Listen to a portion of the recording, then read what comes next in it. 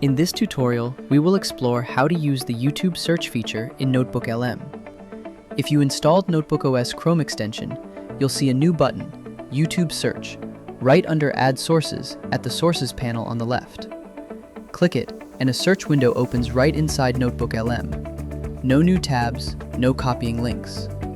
At the top, you'll notice two modes, videos and playlists.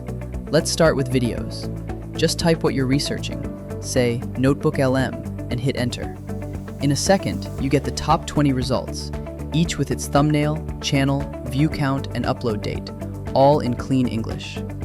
Now scroll through and tick the checkbox on any videos you want. Watch the button at the bottom. It updates as you go, so you always know how many you've selected. When you're happy, click Add Selected to NotebookLM.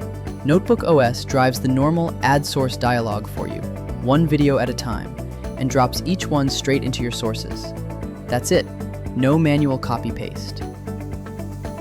Now here's the part that saves real time, playlists.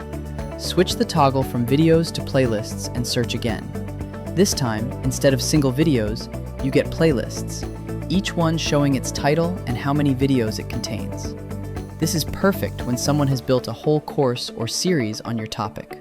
Tick the playlist you want, and notice the button now reads Add Videos from one playlist. When you click it, NotebookOS opens the playlist, reads out every video inside it, and adds them all as separate sources, automatically.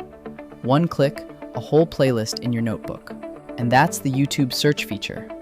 Find videos or entire playlists, tick what you want, and add them to NotebookLM, all without ever leaving your notebook. Give it a try on your next research project, and let your sources build themselves.